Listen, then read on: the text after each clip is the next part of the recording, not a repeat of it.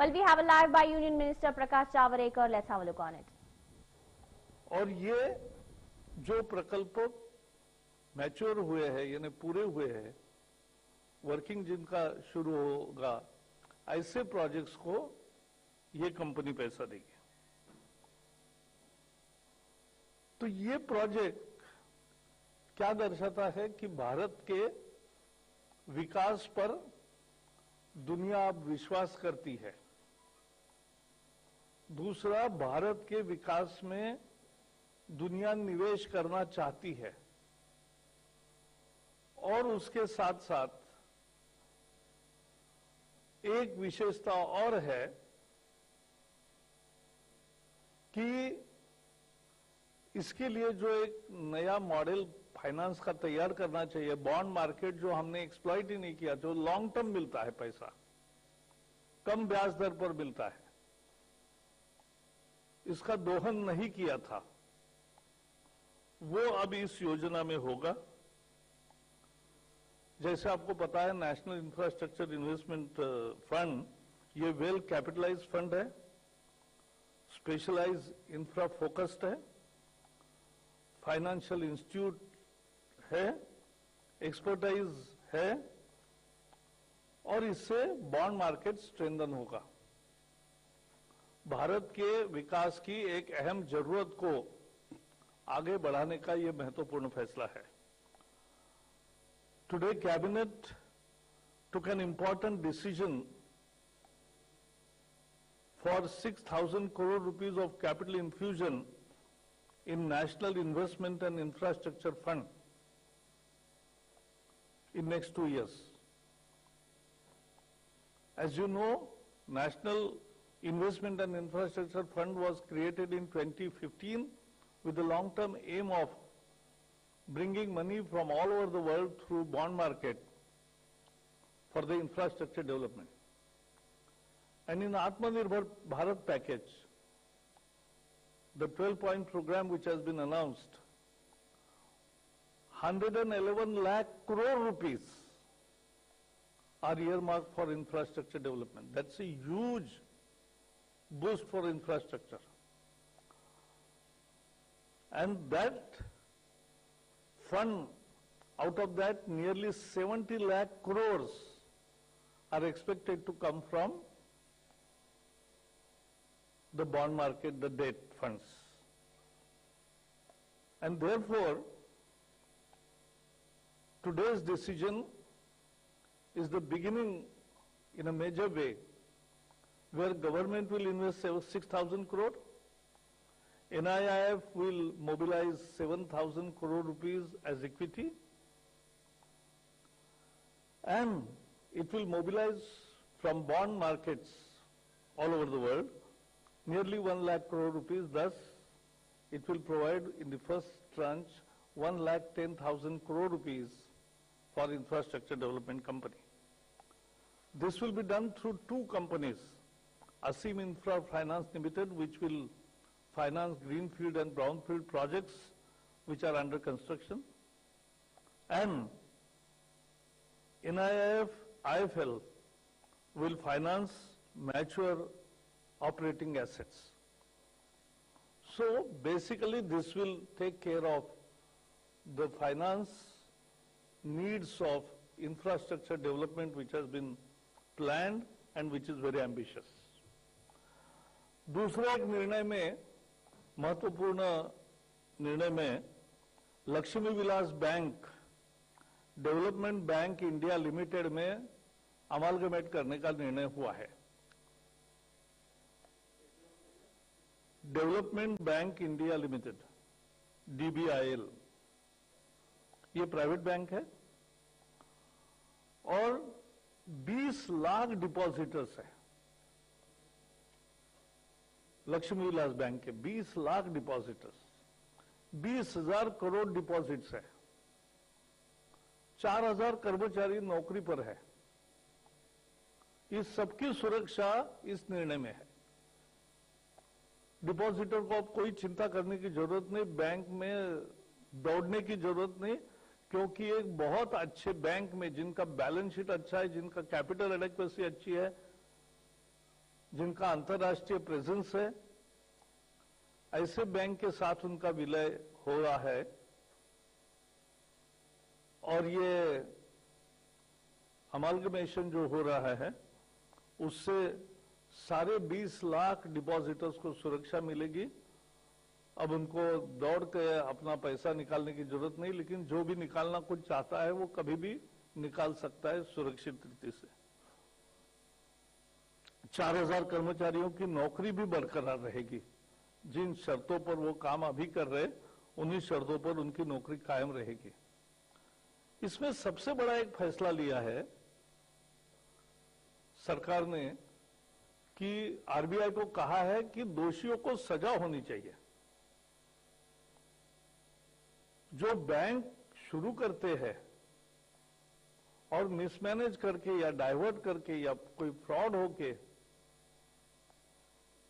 जो बैंक डूबने के कगार पर लाते हैं, उनको बख्शना नहीं चाहिए, उनको सजा होनी चाहिए। और उसके साथ साथ आरबीआई के ओवरसाइट में भी सुधार होना चाहिए कि इसका समय पर ही पता करना होना चाहिए, लगना चाहिए कि भाई ये बैंक संकट में जा रही है। तो ये संकट का एहसास अगर शुरू में ही होता है तो तुरंत उपाय किए जा सकते हैं। और एक तरह से बैंकिंग सिस्टम में ये जो क्लीनिंग की जरूरत थी, क्लीन अप की जरूरत थी, साफ सफाई करने की जरूरत थी, उसका भी एक हिस्सा है। So Lakshmi Vilas Bank will be amalgamated with Development Bank India Limited, a private bank. The 20 lakh depositors and 20,000 crore deposits are now fully secured. They need not worry, they need not rush. Their deposits are in the best hands, which is a stable bank, a prosperous bank, which has an international presence, which has a very strong balance sheet, which has a capital adequacy, and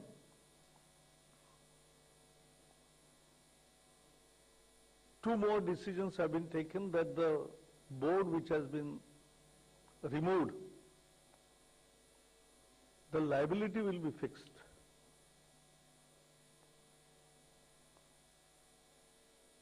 And those who have made mistakes will be punished. And there will be improvement in overall oversight also, so as not to repeat such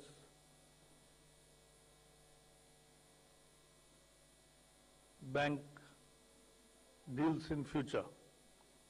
This is one of the big effort of cleaning up of banking system. So this is important decision.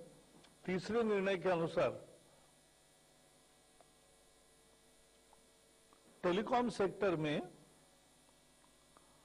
2480 crore रुपए का निवेश, विदेशी निवेश आ रहा है, उसको मंजूरी दी गई है। 5000 करोड़ से अगर ज्यादा रुपये आते हैं तो मंजूरी कैबिनेट की लेनी पड़ती है। ये जो टेलीकॉम में टाटा की कंपनियां थी,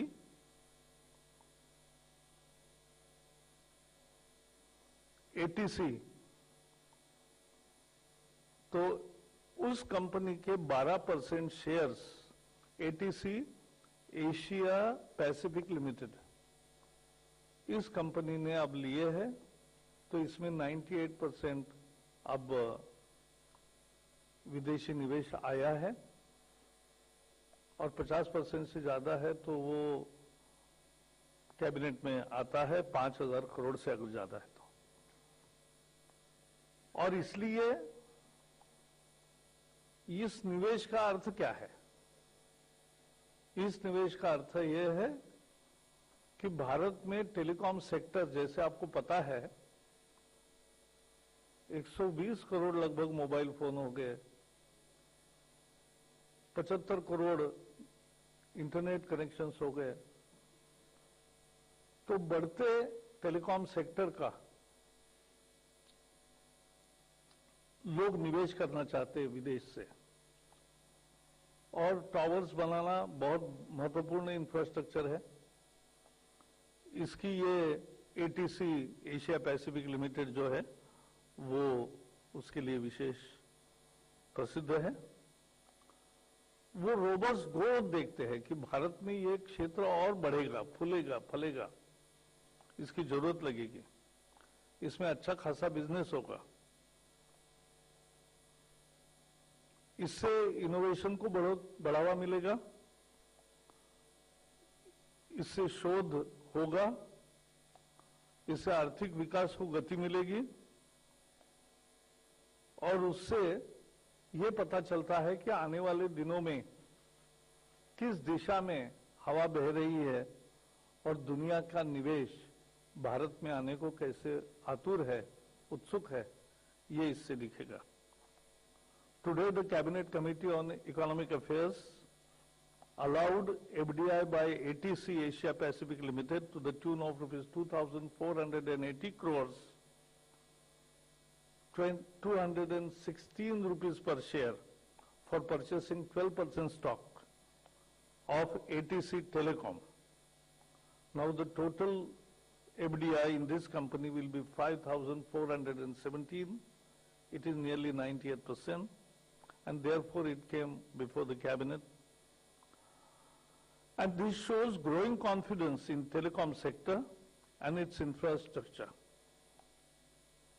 This also suggests that the international community sees to the India as a robust market, robust growth.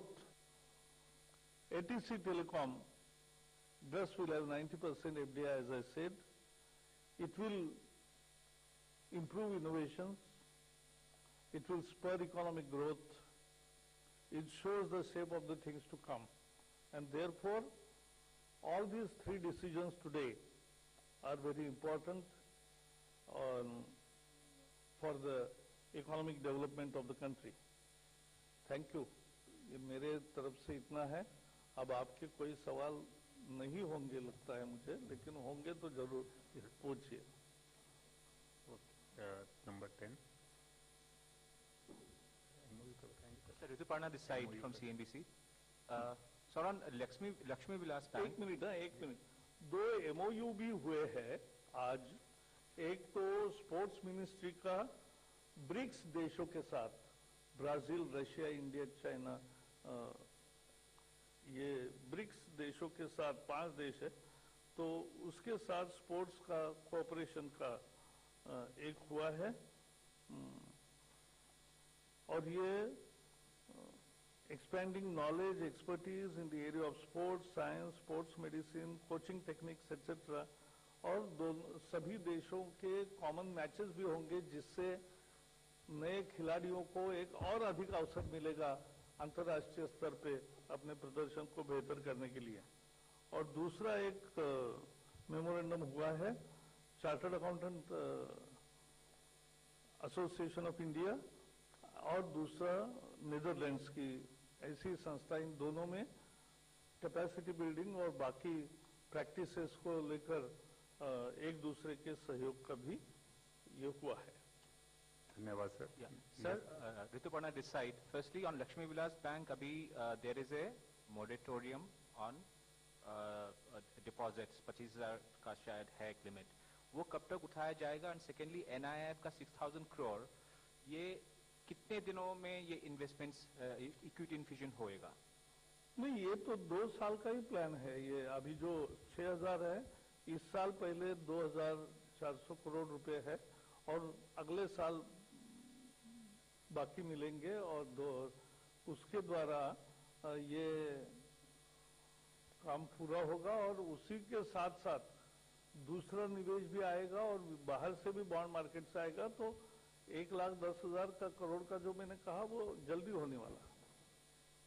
Next 47. So my question is in the backdrop of Lakshmi Vilas Bank going ahead. So there have been grave apprehensions have hit the headlines by some economists, including former RBI governor and former deputy RBI governor, to a proposal of RBI proposal to allow corporate sector into banking sector. Now, may I have your comment, sir? That is different. नहीं, ये वो विषय दूसरा था, corporates को bank शुरू करने की परमिशन देंगे कि नहीं, ऐसा जो न्यूज आई थी उस पर लोगों के रिएक्शन थे।